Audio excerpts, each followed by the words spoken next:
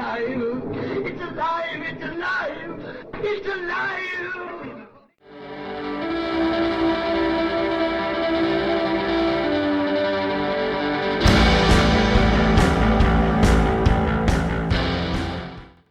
Hello and welcome to Alive After Reading. I'm your host, Tim Niederreiter, and with me today is a new guest to the podcast, Kristina Rienzi. Welcome to the podcast. Thank you so much for having me. I'm so excited to be here. Well, it's good to have you. Tell the listeners a little bit about your books and the sort of stuff you write. Sure. So I write new adult thrillers. I have all genres out there from sci-fi to paranormal to crime.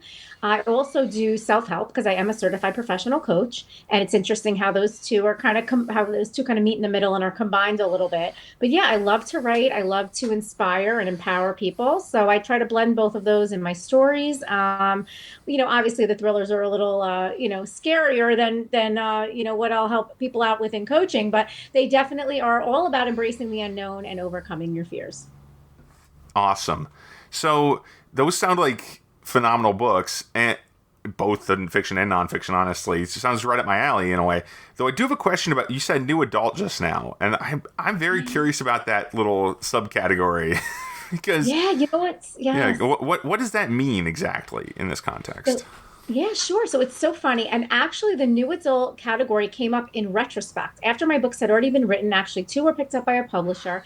And I look back and said, oh my God, I'm writing new adult. New adult is a fairly new category of books. I think it kind of was born out of the separation between young adult and adult.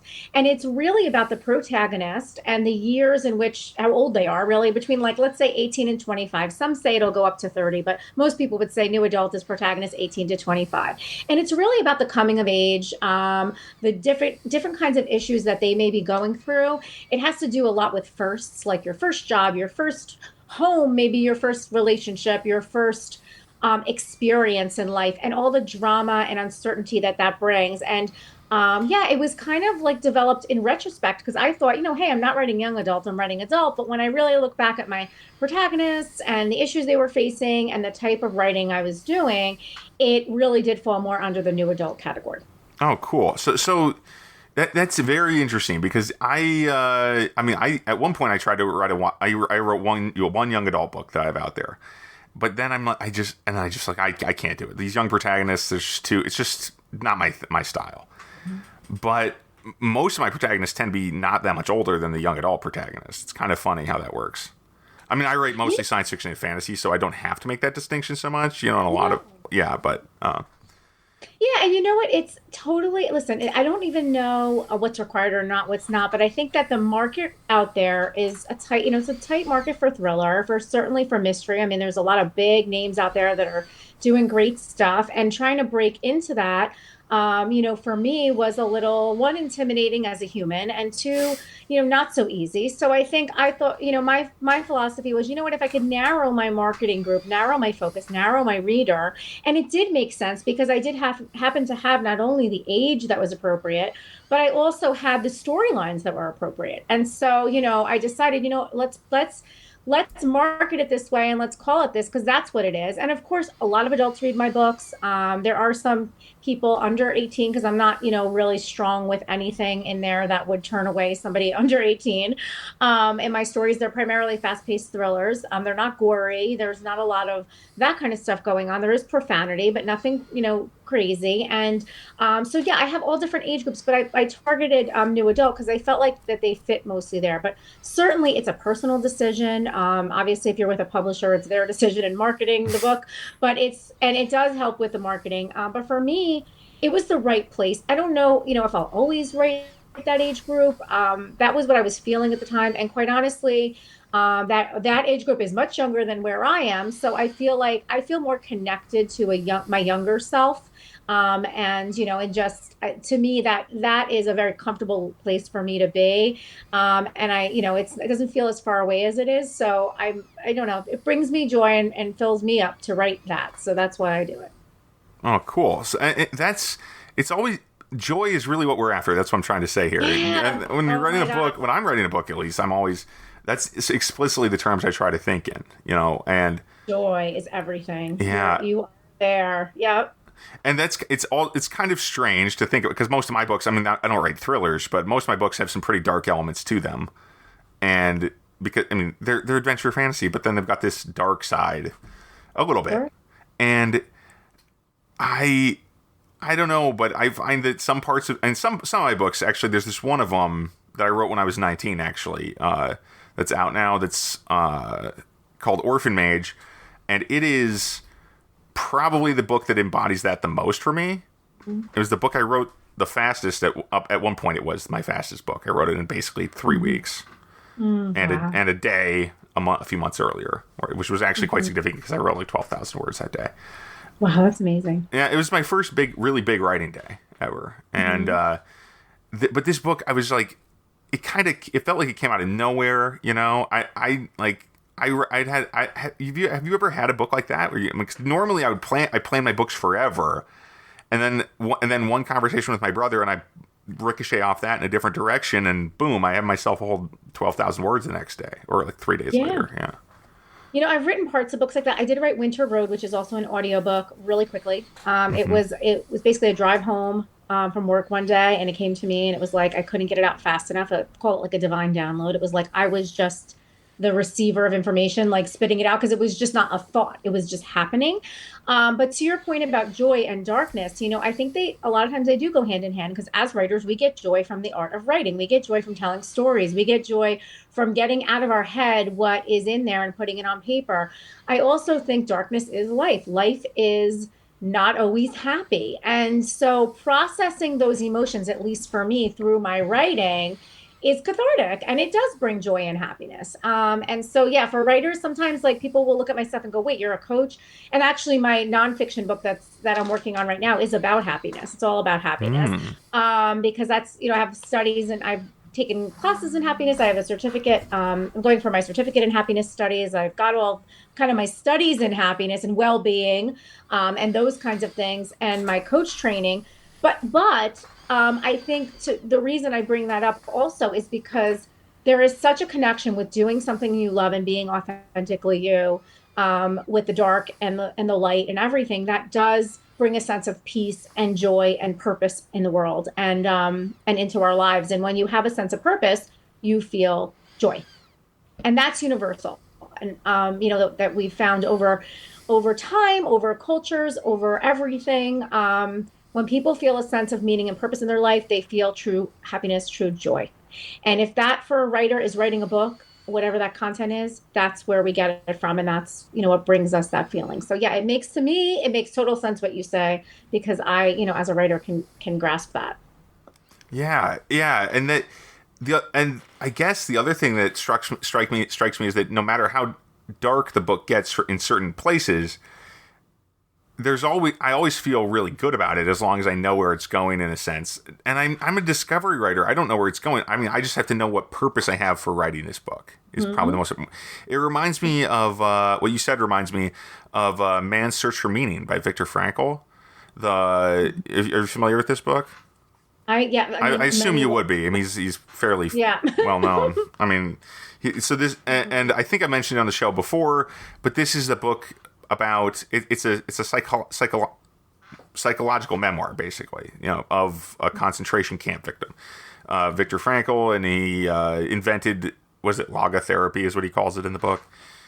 And interestingly enough, this is one of the only ones I ever one of the only audiobooks I've ever actually finished listening to. I'm so bad at listening to audiobooks. This one's nice. This one was short, but quite tough to get through at points because it's so, you know, horrifying. I know.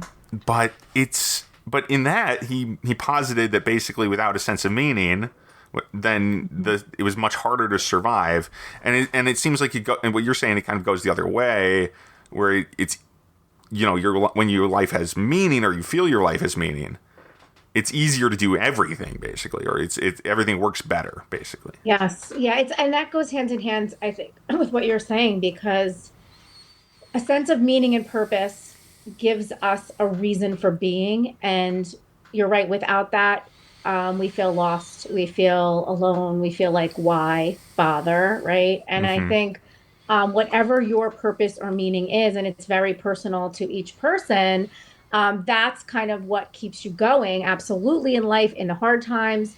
I've certainly called upon that in hard times in my life. And I've also called upon it in times of joy because I feel like it's where I center myself and where I can get through things, how I can get through life. But yeah, finding meaning and purpose in your life, you being here. And I always say, like, my reason for being here. Yes, I love writing, but it's not as much about the writing, physical writing, as the message, Mm-hmm. right? The message I'm getting out, wherever that's coming from, my mind, my experience, some other influence. That message is my reason for being here, whether it be fiction or nonfiction. And my purpose is to obviously entertain in fiction, right? We want to entertain, but I also want to empower and inspire. And I hope that whoever's reading my fiction or my nonfiction or gets my newsletter or what follows me on Instagram or whatever is getting something out of it. I can't control what that something is.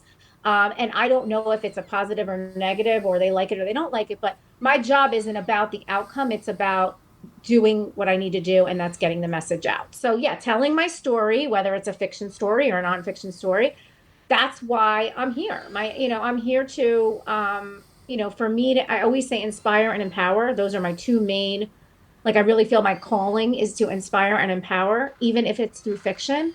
For me, that's important. And as long as I'm doing that, or I feel like I'm getting that message out there in some way.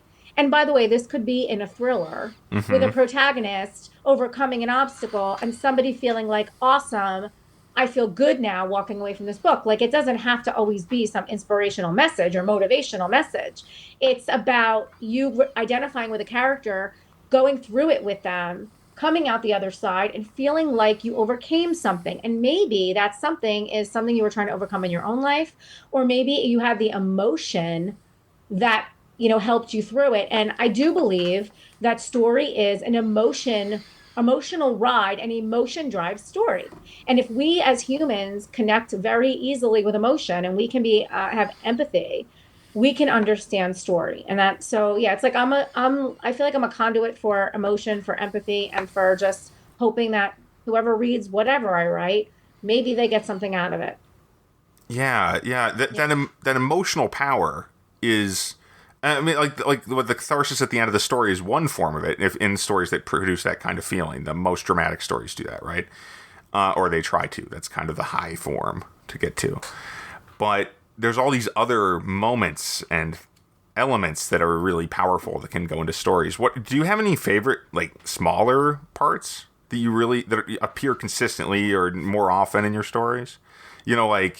Like, I mean, if maybe I'm being too vague here, too general, but I mean, like, humorous moments, maybe specific kinds of element. Do you have an idea what Yeah, I'm of saying? course. Okay. I think I do. I like when I certainly like when the tension gets broken. Yeah. I mean, I Mm. definitely like when a character comes out of their shell and they show this side of themselves that makes them who they are. And you can kind of break the tension, because tension for me is like a high, and I can ride it, and go and Mm-hmm. go and go.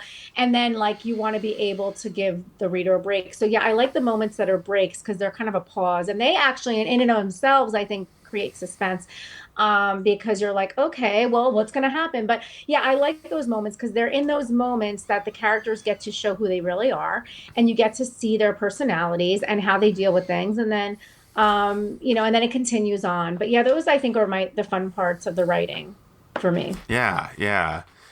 I mean, for me, I've always liked, creating weird creatures and stuff for my fantasy stories. But when I'm actually writing the book, it's always those human moments that make me really happy. Sure. If not, or occasionally occasionally describing a creature has been really fun.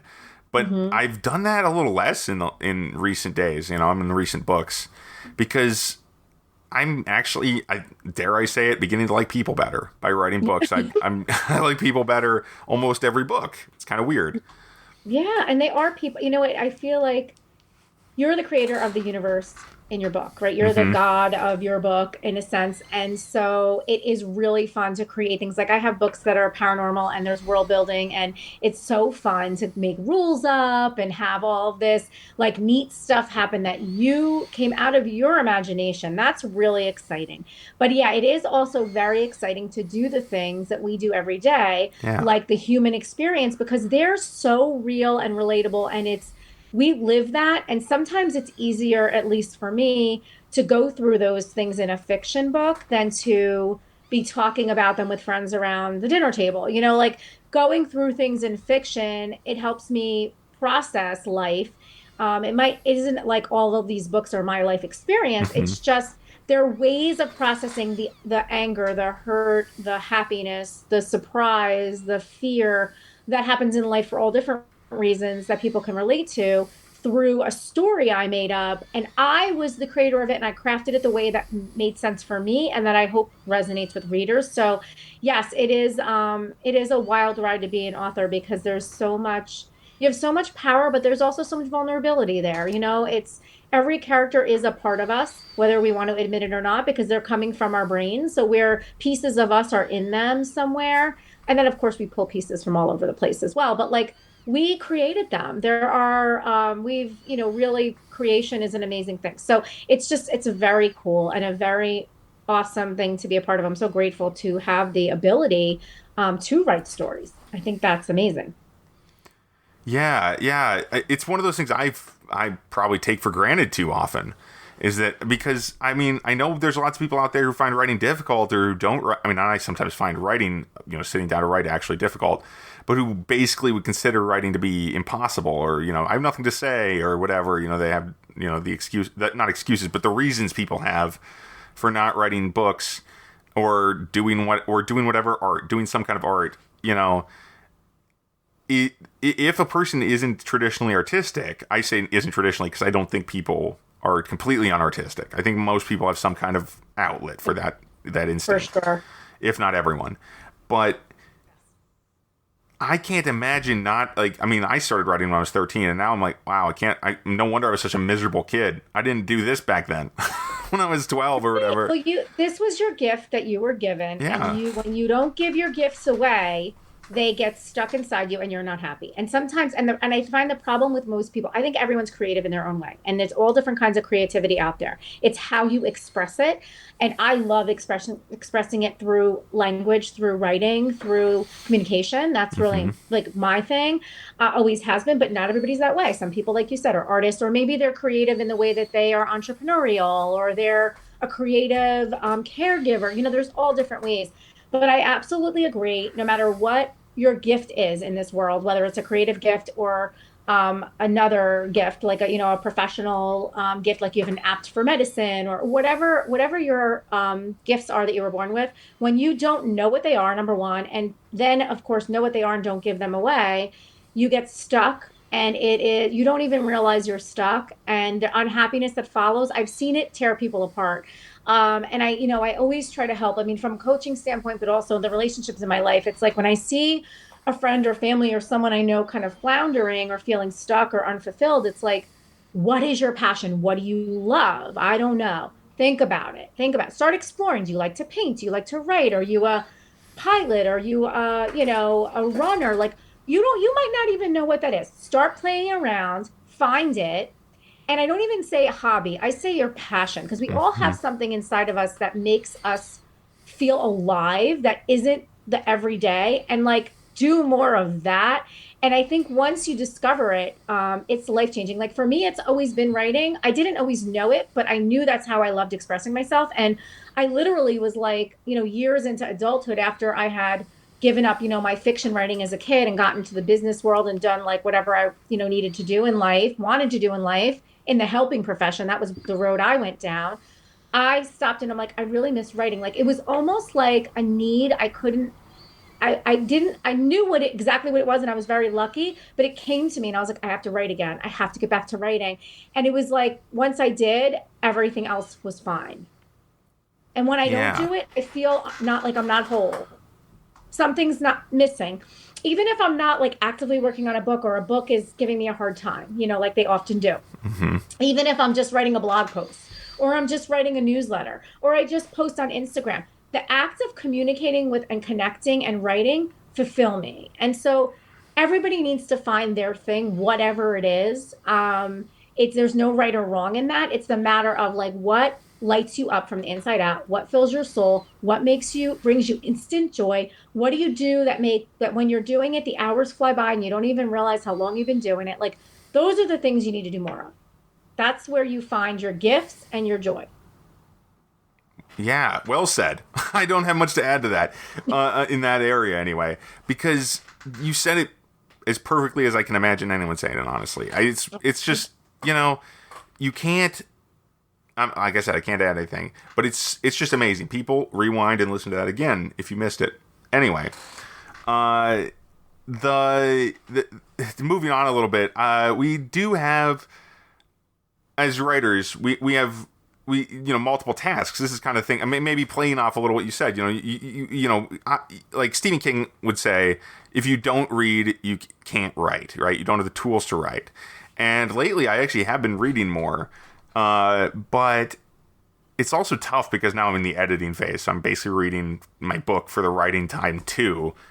And I just find it a little difficult because now I'm trying to read fiction that other people write and my book, and I'm getting overloaded with reading, and I'm not a reader as much as I'm a writer, if that makes sense.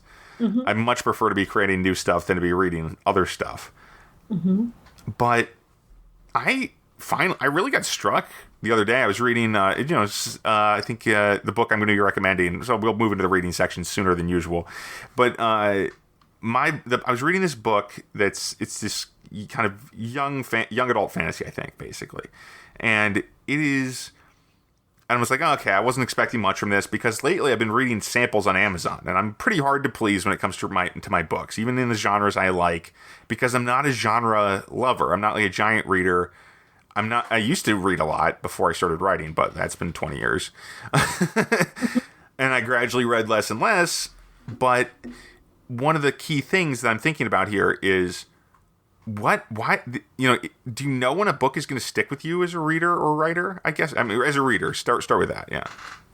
When you pick up a book, do you know if you're going to finish it or not when you pick it up? I guess is maybe a better question. I never used to. I was like an achiever, type person. Like I started it, I have to finish it. Okay. And then I moved to, well, if it's a bestseller and making millions of dollars, I need to see what it's all about. So I'm going to read it to the end. Okay. So there was that. Now, because again, like you, I've got so many things going on and I don't have a lot of time. I give it a couple of chapters. Mm-hmm. And if I don't care about the characters or where it's going, I'm done. And even if it's an amazing book that everyone's recommending, I just don't have the time or energy. And quite honestly, I think many readers are this way. And it may be a fantastic book, but my attention needs to be like immediate, like any other writer. So I do, as a writer, I try to do that. I try to get people's attention right away. I know it's like everybody wants to do that, but I really am like, I don't want to waste your time. If you're reading my book, hopefully you like it. And if you don't by the first or second or third chapter, move on, because no need to waste your time in life. That's not my goal. Yeah. So yeah, it's right away. And it's, and it could be, listen, I do a lot of nonfiction too. And nonfiction is very informational, educational. It's not a lot of there's story in nonfiction too, right? But again, the content, even if the title grabs me and it's like, oh, I really need to learn this, if it's not intriguing or if it doesn't give me the what's in it for me from page one, I'm out, because I don't have time. But and who does? But yeah, it really is about attention grabbing. And even if it's a slow burn, it's like, ooh, I want to know. Like sometimes the first sentence is like, I'm in, and sometimes it's chapter 2. But I don't go far. A couple chapters and I'm like done. Yeah, that makes sense. And very similar to what I've been doing. Because I've been so out of the reading game for a while now, that's why I decided this. I'm just going to read samples of any book that I like the cover of on Amazon, and then if I like it enough, I will get the actual book. If I finish the sample and actually want to read more, and it actually hasn't happened yet, but I've read maybe 6 or 7 samples, maybe 10, I forget, somewhere in that range, and it is it is kind of, I mean, I probably should pick up more of them because that's not a whole lot. But, you know, it's weird to say, like, oh, yeah, I like writing books, but I don't like reading them as much. But it kind of goes to the purpose you mentioned before. It's not really I don't feel like it's my purpose to just consume other people's fiction. Maybe that's it. Yeah. And that's okay. And you know what I think? Like I struggle with this too, because there used to be a time that I read so much, and now I do read less. I read when I can. And I do think it does help me get in the mindset of writing. It's actually more of a motivational thing than anything. But for me, story is story is story. I don't know if every writer will agree, but it's like if I'm consuming content on audio, or I'm reading, or I'm watching a movie, let me tell you how many movies and shows I've gotten ideas from. It's because the story is captivating. And a lot of times it isn't even fiction. It's nonfiction. It's true crime, or it's something like that where there's a story. And from that story, I'm able to go, this is interesting. How could I make my stories flow like this, or whatever the case may be? It's like when you think in terms of story, it's not really just about the written word, which for many of us does help. It does absolutely motivate us and drive us, but it's not for everybody as a writer. I think consuming story in whatever form is helpful to just keep our brains in story mode. Yes, so absolutely. I apologize if you're hearing any background noise. There is a crazy storm going on behind me, so apologies in advance. It's like a thunderstorm you didn't expect. So well, I can hear it, but we're all still here, so it's working out okay. Yeah. So, and we're running a little low on time now. So, I wanted to give my book recommendation, and then you can give yours. I'll start today because I am kind of excited about it, and it took some getting into, but I got Will White's book. I believe it's called Unsold. Yeah, it's the first of his Cradle series. He's an indie author, and I've read about 20% of it now. Pretty good so far. You know, I mean, it's decent. It's kind of it's what they're calling progression fantasy these days. So it's about this young character who's, I assume, going to grow in power a great deal. But it's kind of a martial arts Eastern Asian fantasy setting, so it's kind of cool. That sounds awesome. Yeah, and right now the main character was in the part of the book I was at. The main character was training to have a duel with a young child, but because he has no superpowers, he's no magic. This could actually be really bad. This like 10-year-old girl's going to whoop his butt. It's sounds funny. Like it could be a movie. It sounds like really something I'd like to watch too. Oh yeah, there's definitely a lot of influence of Avatar: The Last Airbender in this one. And stuff like that. So, yeah, really good. It was free when I picked it up. There's 9 books in the series, and they were all free. This is one of the weirder marketing ideas I've ever seen. But never mind. I mean, if it works for Will White, it works for Will White. And he's made a lot of money on this series, as far as I can tell. He's got a ton of reviews. Loads of people love this series. And now I'm just getting into it. So, that's where I'm at. Yeah. How about you, Kristina? So I really should be recommending fiction, and there are a ton of fiction books that I love, but lately I've been into nonfiction, and primarily I read a lot of stuff that would be helpful to authors, but also to readers. And the latest book that I'm kind of addicted to is called Digital Minimalism, and it's by Cal Newport. Very interesting. I found myself in a bind with just social media, and I was overwhelmed, and I took a huge hiatus and said, like, I'm done. I'm not really done. I'm back. But at the time, I'm like, I can't do this. It's too much. I took up just a social media, and I found out I was just burned out on everything. And so digital minimalism puts into perspective what's really important in life. And as an author, I know certainly for readers, we can get caught up in all of the different social media, internet, and all the different ways to connect digitally that you really aren't living your life in the present moment, and you're missing out on things. And digital minimalism for me was just an eye-opener, and it made me look at things differently. And now, even though I am on Facebook, I am on Instagram, I am very strategic about how I use them. And I also make sure that the most important thing, the number one thing that comes before anything digital, is always the people that I love in my life, and that's it. And I make that commitment. And so if a post doesn't get posted or something doesn't go on, it's all good. I don't want to miss out. I want to be present. And so, yeah, it just kind of opened my eyes to a lot of things. So really interesting. And I enjoy it. It's a good book.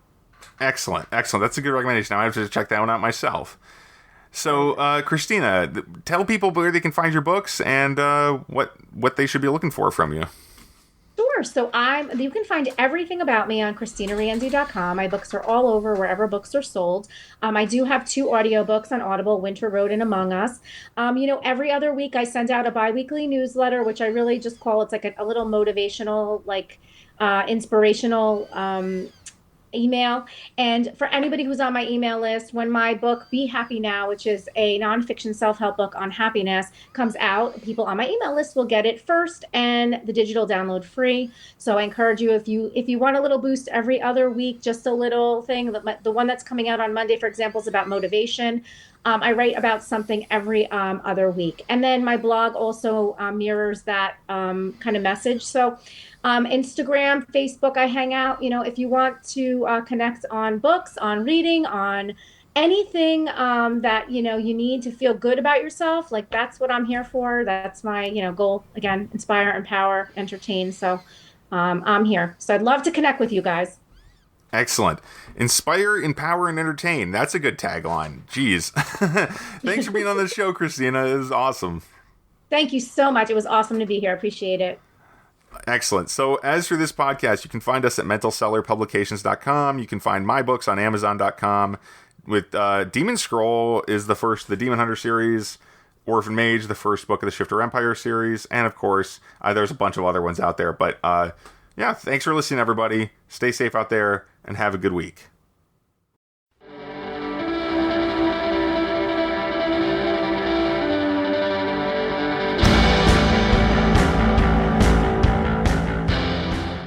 That tears it.